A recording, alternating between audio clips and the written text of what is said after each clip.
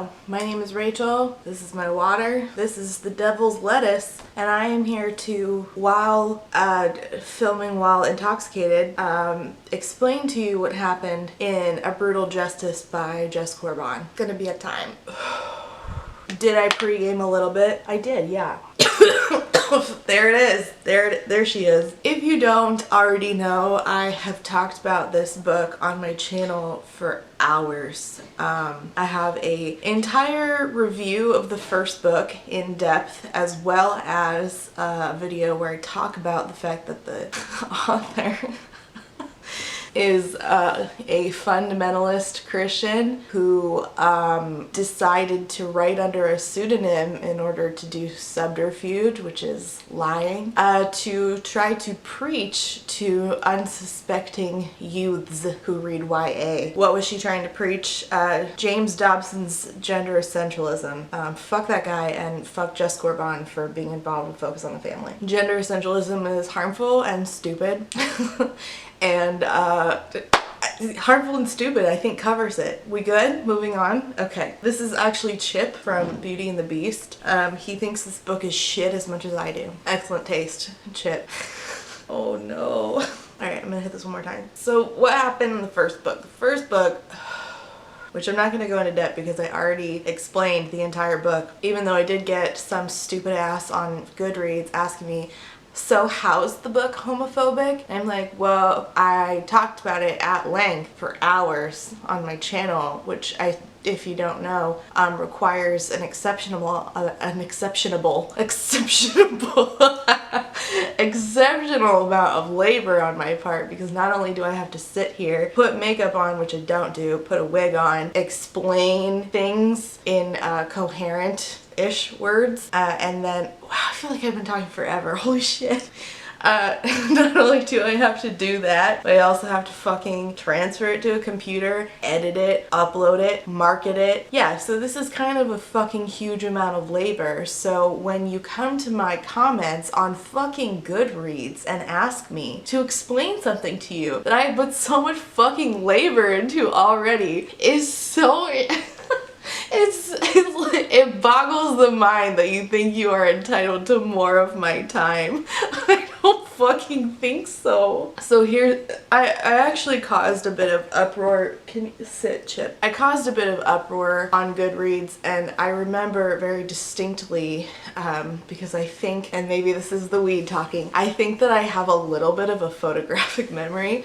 I very distinctly remember this review of this person whose name was just Conservative, who had no profile picture. That's an exceptional amount of detail. Exceptional! Holy shit! What's happening to me? Ah! Not only did I remember this person said that, oh fuck, what did they say? Oh, when somebody tries to tell me to not read something, I want to read it more, is essentially. So I just want that to be a lesson to all you bitches who are like, oh, when you hate read a book, or when you 1-star, and when you tell a bunch of people about shit that happens with an author and they all go 1-star it, you cause less sales. No, you don't. Because these people like Conservative here are like, is this a gay person being outraged by homophobia? Fuck you. I'm gonna be more homophobic now. I'm gonna go out of my way, spend my money to be homophobic. Oh my god, I've been talking forever and I still have not brought up the book.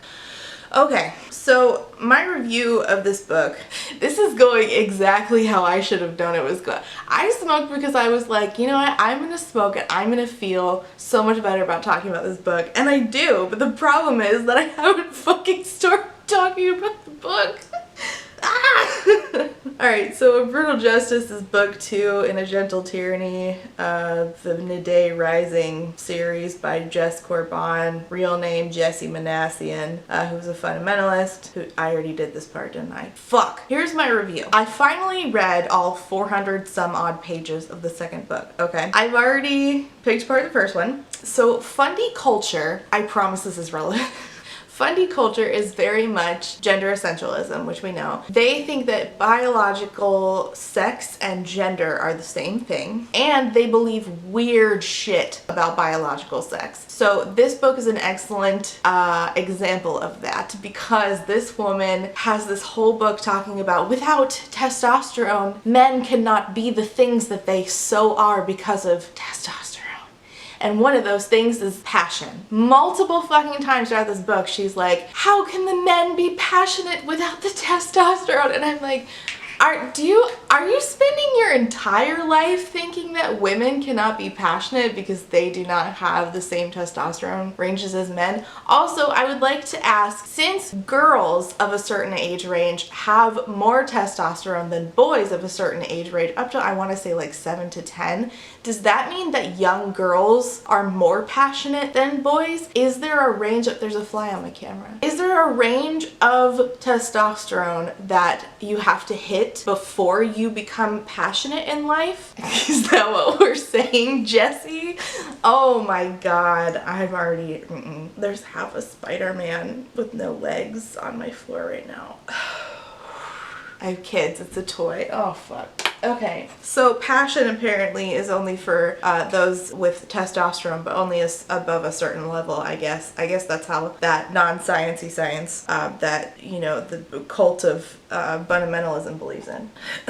So this book hammers you non-stop with these ideas about testosterone that are not actually a thing. They're not. It's just not. That's not a thing. Biologically, passion is not tied to testosterone. That's not a thing. Oh, I thought there was something on my floor. It's a pair of pants. Testosterone is just not responsible for stuff like that. That's just not, it's responsible for deepening voice, more hair growth. A similar reason to why when women hit menopause and stop producing estrogen, that we suffer with certain things. Like, I could understand like actual physical things, but character traits being, what? Did I just burp? Fuck. Character traits, like responsible for what? Testosterone being responsible for character traits is not a thing. It's not, it's like, I believe in what? I am a very positive person, and that's because of my estrogen. Like, first of all, that's a lie, because I'm not a positive person. But second of all, that's just like biologically inaccurate.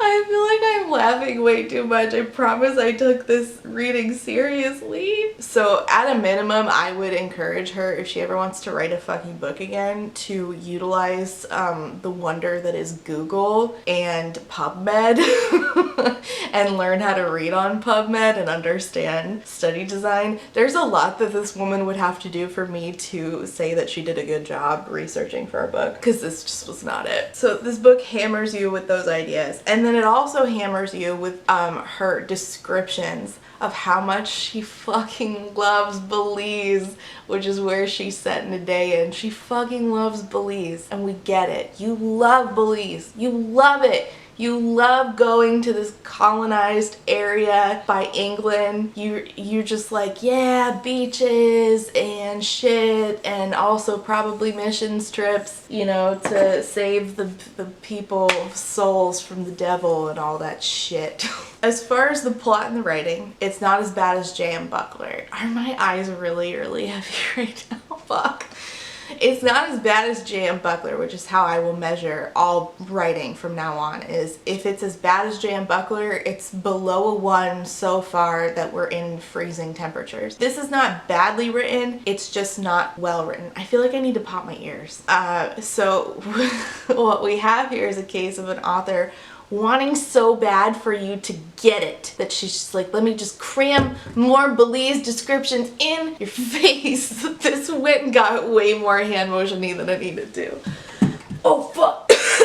I still have COVID, so I'm coughing. I'm coughing. Okay, my camera stopped because it stops for some reason at 11 minutes and 54 seconds, and then I have to restart it. It's a real fun game. I've played with this fucking camera for the last 3 years on YouTube. Oh man, I needed to take a breath before I did all that. I fixed it so hopefully the angle's not weird, because I just saw that my face has been like right here, like right here. So yikes. Where was I? Okay, so her writing is not that bad. She would do well to focus less on her descriptions of the environment and talking constantly about food, which and just like plot. Like, I'm trying to plot my book right now, and it's like so intricate that I'm like, I don't know what the fuck I'm doing, and I give up all the time. I wish that I could plot things as easily as Jess Corbin did, because she was just like, and this is going to happen, and then because of the person that I am, the only way that this story can go is one way. Bet you can't guess what it is. You can guess. It's very easy to guess. So, it was like watching Blue's Clues with my kid, where it's like Josh or whatever host of Blue's Clues you watch. If you watch Blue's Clues, it's like, oh, Josh has handed us on a silver platter, sometimes literally, all of these clues. I wonder what the answer could be. It's a frowny face and magenta and a thing of blocks that has fallen down. I wonder what that means. Oh, Blue is sad because Magenta knocked over her blocks. It's like, wow, I'm so glad that this author thinks that I have the understanding of a 2-year-old and cannot speculate on the story for the rest of the way. But again, she probably doesn't care, because the story doesn't matter. What matters is Jesus and proselytizing. So it was like, I know what's going to happen so much. It's basically an episode of Blue's Clues. And on top of that, the ending was so utterly predictable, because gender essentialists are fucking predictable. There was only one way it could go. So I guessed the ending, and it was so, but like I was hoping, oh, maybe this will do something a little fun. It did not happen. It, in fact, so far away happened, I could call to it and it would not hear me. That makes sense, right? Fuck. I need more water. My mouth is so dry. Okay, let's talk about that's my basic shit about this book. Okay, so if you want to stop here, that's fine. Or if you want to laugh at me being high and not making any fucking sense, feel free to continue. Where are my notes? Okay, so let's start with the what readers are saying is what it says page. This one says, it's the kind of feminist fic that flips the script. Corbin's narrative style is wonderful. Written by Alex in a Goodreads review. I'm guessing Alex is a man, because feminism doesn't need to flip the script. There's a lot of things that feminism needs to do, particularly TERFs need to fuck off, but it doesn't need to flip the script. It needs to get more intersectional. That's what it needs to do. What the fuck does that, I want you to describe I want you to very specifically describe what you mean by flipping the script. Are you saying, hey look, men could be oppressed, I guess? Shut the fuck up. This one says, this is a fantastic book authored by a fantastic author. Oh, I know this person. This person was one of the people that got mad at me on Goodreads and were like, if you didn't read it, then you better be quiet, heathen. Oh, here it is. This was my favorite part. This is a fantastic book authored by a fantastic author. The ability to craft a world that is the end all for some and a nightmare for others, and explain why the grass isn't always greener on the other side via narrative is an art form not many have mastered. Oh my god, that needed a comma so bad. Well, Nikki, Goodreads reviewer, let me ask you something. Craft a world that is the end all for some. Who? Who, Nikki? Who? Feminists? I count myself among them, and the council says no! You are fucking stupid as fuck. Wow, oh my god. I'm doing all my videos high from now on. This is so much better. This book is a compelling example of how a perfect civilization is impossible. I don't know, man. Communism sounds pretty dope. That corruption is not specific to any one gender. Okay, name me an actual matriarchy that sucks. Name me a matriarchal society that sucks. Go on. So quiet. Oh, I actually know who that is. All of these are Goodreads reviews to balance. I think that they did this to balance out the fact that I shat all over them on Goodreads. That's what I'm gonna tell myself. I'm gonna tell myself that I am that fucking relevant. Alright, Rach. Anyway, all of those just laid a monumental, fundamental misunderstanding of what feminists are asking for. And again, of course, there's no distinction among waves of feminism, types of feminists, like what's a trans-exclusionary radical fem? What's a rad fem? Just tell me what a rad fem is. If you think that rad fem just means a feminist, whoo! Oh, please, no, Google one time. So at the end of A Gentle Tyranny, Raina shot her only friend, who was a man who had been gentled. Oh, gentled! That's another thing I wanted to talk about. I feel like I need to pop my ears again. So gentled means that when they were a baby, of course nobody knows this in the book.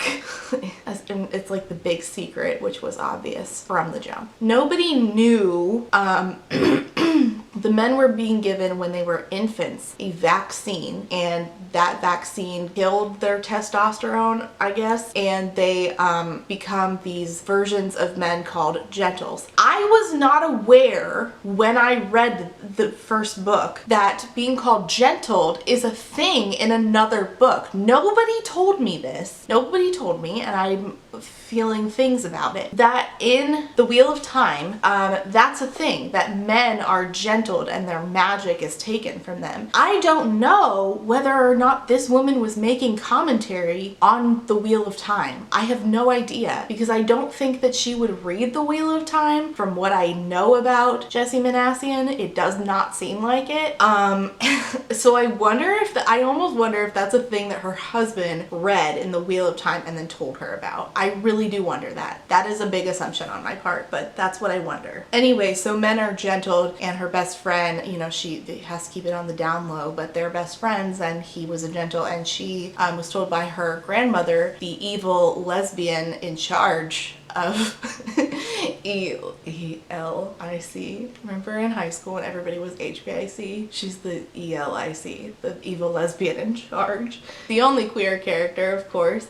You know, the evil gaze, twirls mustache because no gender norms. What? Anyway, so the evil lesbian in charge is like, you have to kill this gentle that I know that you're companionable with, and then you will prove to me that you are not a danger to this matriarchal society that I'm in charge of. And also, you know, you could be in charge. And Raina was like, no, and she chooses a different, it's basically factions, so she chooses the Alexia, which is the guard, after killing this dude. But it's fine, because we don't actually, you know, rate the gentles that, you know, make them into like people that we care about. They just are there to serve a purpose, to prove that men need testosterone, which I'm not saying that men don't need testosterone. They do, including trans men who are also men. Fuck you. Like, that's I just feel like this book is just written by a transphobe and written by somebody who believes in conversion therapy. That's not something I think or feel. I know that, and like, this is not, nobody's making these arguments about testosterone. I just hate it so much. Anyway, so she is working in Alexia now. She's training to become one of the guard, and she sees a stable hand being treated like shit or something, or he's sick, and she's like, oh, nobody cares about the gentles except for me and my Christian mom, which her mom is the only like on-page Christian. Her mom exists to be like the Jesus in this, and the like, I follow Jesus, but my mom, who was mean to me and always dedicated to work, because of course women having a career and children is impossible. Lots of things about her aunt being better because her aunt worked in Materno, which is one of the factions you can work in. Her aunt was more of a mom to her, so therefore she, you know, has more respect. Obviously, you're supposed to be like, wow, amazing. The woman took care of children. It's so ham-fisted.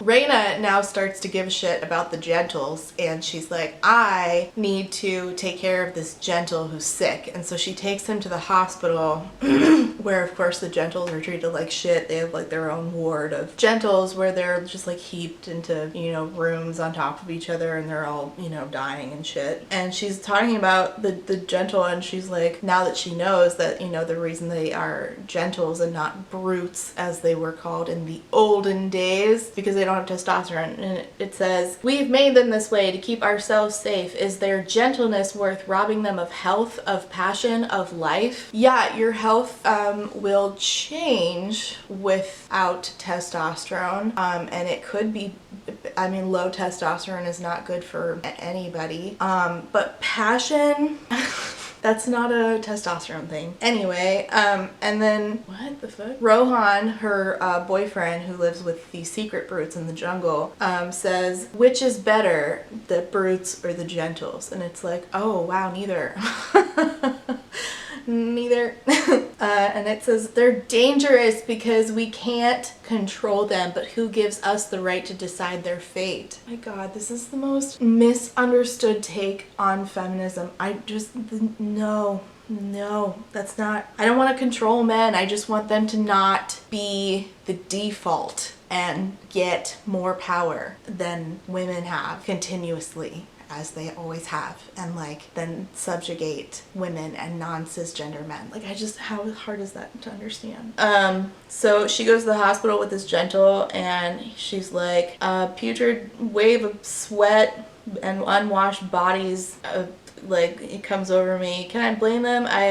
Can I blame them if they choose suicide? I'd like to think I'd keep fighting, but if a clumsy fall snapped my arm like a twig, if I fell ill every other Tuesday, if I knew I wouldn't live past 40, then I would be tempted. I can't judge their resignation. I can only try to eliminate their need for it.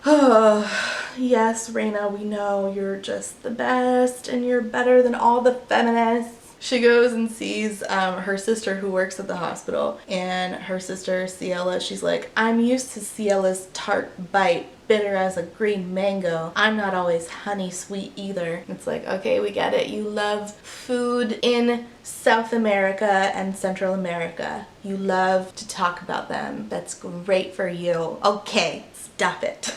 And she she like talks to her sister and tells her what she knows about, you know, the testosterone vaccine depletion thing. What? And her sister is like, okay, cool, thanks for telling. And then she's like, well, I have to go back to work now. And then she sees her sister calling somebody on the phone, and she's like, wow, phones are really rare in the day. Must be really important. And it's like, obviously she's calling your fucking grandma, you absolute dunce. Oh my God. Obviously she's snitching, you fucking buffoon.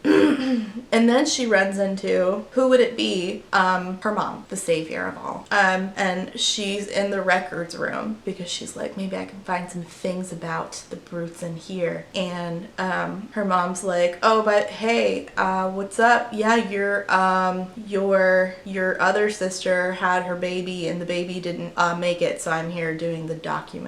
She's like, oh, was it a daughter? And she's like, I instantly cringe at my own ingrained insensitivity, the prejudices that would make me assume losing a baby girl would be worse than losing a gentle. Yes, yeah, let's talk about how that doesn't make any fucking sense. That doesn't make any fucking sense. There's no way that you could condition, there's no way that you could condition women and other people who have uteruses, who carry pregnancies, to not give a shit about their baby if it has a penis. That doesn't make any sense. You couldn't do that. You could not. I mean, you might convince like a few, but the majority are gonna be like, still my baby. You can't take them and have them go be raised by somebody else. Still my baby. That does not make any sense. Oh, it has a vagina, I suddenly don't care about it anymore. Like what? No. You are, if you actually believe that, you actually think that women who proclaim feminism as a belief system, that we are actually inhuman. That is actually what you believe. I hate that. And her mom's like, nope, not a daughter. So obviously what happened? Her mom has been stealing infant boys who no one else will care for since their mothers hate them for having a penis. She will, you know, take these baby boys and she will say that they died on paperwork. And obviously she's taking them somewhere. Where? Obviously to the jungle where all the other brutes are. Duh. Like this. Oh my God, why won't this move? So what happens, she's like, Mom, I know the things. And her mom is like, oh shit. And then who shows up? The grandma, obviously, because the sister called her on the magic rare telephone. And so her mom starts telling her, you find out that her mom has been stealing baby boys because no one else cares except the Christian, of course. And she's been taking them to the jungle and signing off their paperwork as deceased. And her doctor doctor has been helping her do that. And you come to find out that the doctor who works, the woman who works there, you end up finding out that she's the mother of Torvis, the brute who runs the civilization of men in the jungle. So obviously, her mom and Torvis had a relationship. So her mom and Torvis had a son, and she sent him off with Torvis when she found out what was happening with the testosterone. She was like, "Oh no, not my baby!" And she had a secret, baby, and shuttled it off with Torvis, and they had fallen in love when they were teenagers. And of course, the way that them having like sexual attraction to each other is just like written like to be, oh, it's so beautiful, versus when the grandma was walked in on, obviously having had sex with her partner, who's a woman, it was like, oh, ew, how shameful, because apparently nobody has sexual desire in this version of Nade, because of course not, because of course not. If without seeing a man, how would you ever know what sexual desire is? Obviously not. Oh my god, I hate it, because again, the gentles are not seen as men, right? So her and her mom are trying to get away. Her grandmother has her mom shot. She assumes her mom's dead. Of course she's not.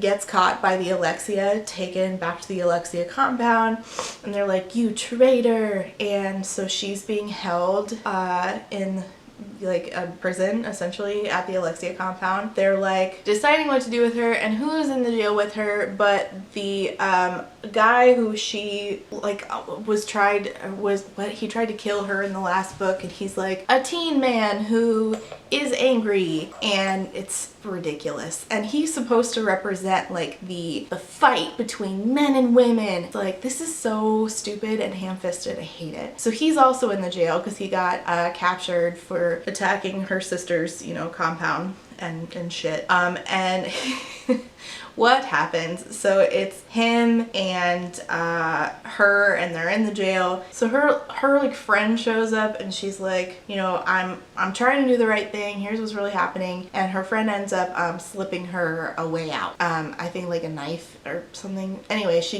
and of course it's Rohan, her boyfriend. It's her boyfriend's knife. Like shoved in an apple or some shit. So she breaks out and she's like, oh, what am I gonna do? This fucking asshole is in this jail with me, but I can't just leave him because I'm a nice person. I'm one of the only nice people that exist in this world of feminists. So of course she breaks him out too, and her friend Bree decides to tag along. They run back to her, that's right, they ran back to her mother's house, and her sister was there, and she was like, hey, the guy ran off. And then she goes to see her sister, and her sister are like, oh, you still have your baby. And she's like, oh, hey, maybe we should take your baby to the jungle to go live with the brutes. By the way, that's a thing that mom's been doing, just so you know. Her sister's like, oh fuck. So her people that live at her house, the only woman of color, the maid, who was a huge fucking mammy stereotype, she and the other lady are like packing their shit, and they're like, yes, go, and God be with you. And of course, the Christians are the heroes, and everybody, the feminists, are the villains. And so they pack their shit, and they take, I think, the stable hand that works at her mom's place, and her sister and her. So it's her sister's baby, and a gentle, and they like run off to go to the jungle. The guy, I don't remember where he went. I guess he went to go, find the other angry men. They go off in the jungle, and her horse dies, which was supposed to be sad, but I didn't give a fuck. It's not like it's Roach from The Witcher. You haven't made me care about this horse, Jessie. And she makes it to the compound, and they're like, hey, this is a baby y'all need to take. And they're like, all right, we'll take the baby. You guys are the worst. And her friend Bree who is obviously Reina's brother. So it's like her and her brother both getting significant others of the opposite sex, yay, good for us. Heteronormativity makes a reappearance, yay, we win.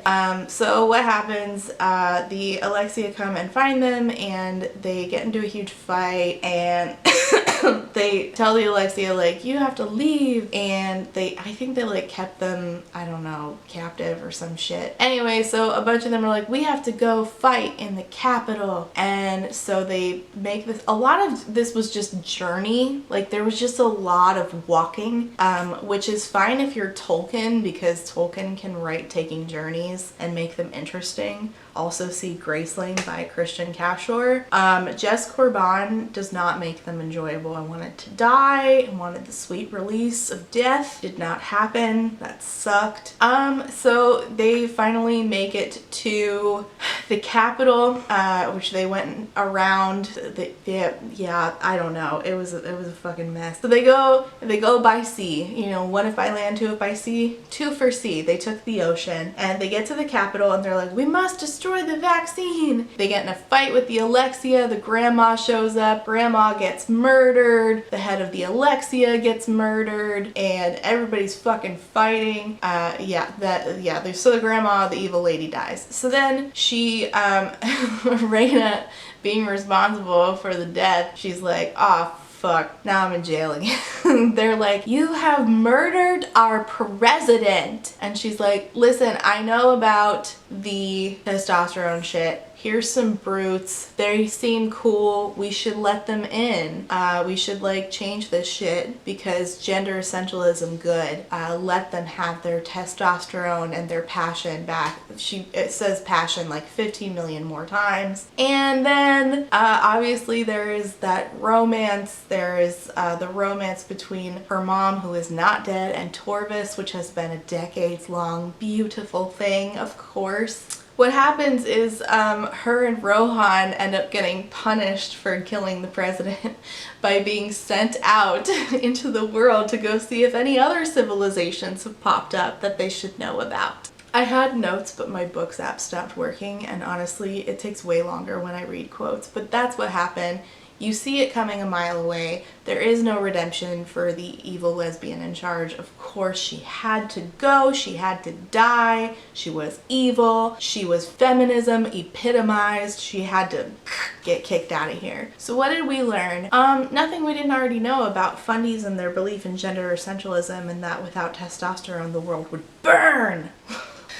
We learned nothing. And here's the thing, I really fucking hate that I put in all of this effort only to like have people boiled it down to, wow, she just really hates Christians and so she's gonna shit on their books. And it's like, no, actually my own dad recently said that I am prejudiced against Christians, which of course plays into Christian persecution complex. Hope my dad doesn't watch my channel anymore because this would be embarrassing. He probably doesn't though. He sits on YouTube and watches conspiracy theory videos. Here's the thing. Oh no, it's starting to taper off, so I'm getting kind of in the yikes phase. So here's the thing. I forgot what I was gonna say. It's like I grew up that way. I was a fundie until I was like 20 years old, and I didn't like really deconstruct until I was like 25 when I just had my first kid. It's just really fucking frustrating to me that I read these with full knowledge of this person, but also their religion, because their religion was my religion, and instead of allowing that nuance to exist and having me be allowed to say this is harmful shit, and I know because not only was I harmed by it, I did it and harmed other people with it. That's what my views were. I, even as a queer person, internalized homophobia and projected it onto other people, and that's something I'm gonna have to live with, and that sucks. Instead of like allowing me to say that and preface my thoughts with that and actually listen to what I'm saying, I get called prejudiced and biased against Christians. When I sit here and I read their books and I know what they believe, and I'm watching them ham-fist just like shove it into my fucking face, even in their fiction, and if I comment on it, I'm being prejudiced against Christians, and I really just fucking resent that. I resent that, because the problem was never that this woman was a Christian. The problem is what I talked about for an hour. This woman is a liar. She said that she actively admitted that she did subterfuge in order to preach gender essentialism to young adults. And for all the blustering about critical race theory being in schools, it's not. When a person actually admits that they are trying to infiltrate certain groups so that they can preach their harmful views, when they have outed themselves as a person who believes in versions of conversion therapy, and y'all don't have a problem with that, but I get called prejudiced for pointing it out, is so fucking annoying to me. So fucking, like, to take my actual lived experience as a Christian and as a person who survived religious abuse, to take my entire experiences and to just boil them down to, she just mad. No, that's not it. And somebody was like, to hate somebody for being a Christian is no different than to hate them for being a Muslim. I don't hate anyone for being a Christian, just like I don't hate anyone for being a Muslim. I am not France and the entirety of the GOP. My problem is what it is always with, which is fundamentalism. In any religion, I don't think that fundamentalism is good, because it is a highway to abuse. And I would say that there are many Muslims who don't subscribe to fundamentalism, who are picked on by the GOP for just being Muslim. I don't do that to Christians. Christians are a huge group, and they are not to be boiled down just to fundamentalism, just like Muslims are not just to be boiled down to their fundamentalists. And I don't do that. I'm fully aware and very thankful that a wide variety of Christians exist. But I grew up in fundamentalism, in multiple sects of it across the state of Florida. I went to 4 different Christian schools. I went to multiple churches, all with fundamentalism, and I can tell you story after story of abuse from all of them because of the fundamentalism. I have no problem with Christianity. I think that there are a lot of good Christian books out there, actually. I like The Lion, the Witch, and the Wardrobe. I liked J.R.R. Tolkien. I liked Matt Michelotto's series, but I grew up in fundamentalism. I did not grow up with those people. Very specifically, am calling out harmful fundamentalist beliefs. I'm calling out harmful doctrine and practices and religious abuse from a very particular sect of Christianity. But because I do it loudly, and because those people are so ready to scream about Christian persecution complex, I have to hear them crying in my comments and in my own text from my own family members that I am biased and prejudiced and I'm being mean, and like that's this is just what y'all do to abuse victims. Like that's just what, of course. I really hope that that this reaches one person, that this me reviewing these books, like I hope that it, I hope that all of y'all find it funny, but I hope that somewhere out there is a 13-year-old girl who decides to not read this until she's older and can understand nuance better, because I don't want young people being taught what I was taught, which is this book and other books like it. It's Fundie gender essentialist bullshit. That's harmful. Like, if you want to talk about Jesus in a book, awesome. Jesus is great. He's super cool. Talk about him if you want to, but once you start doing fundamentalist bullshit about gender essentialism, yeah, I'm gonna complain about it, especially if you are a homophobe. But of course, I'm the problem. Anyway, I think I've yelled long enough. This video is so long and I'm really fucking high and really tired, so I'm gonna go. Thank you so much for watching. I hopefully will never have to read another book published by this woman again. But if there are other books in the Christian writing sphere that you want me to write, or want me to read, either Fundie or not Fundie, leave them down below. I am open to suggestions. Thanks for watching. See you next time. Bye.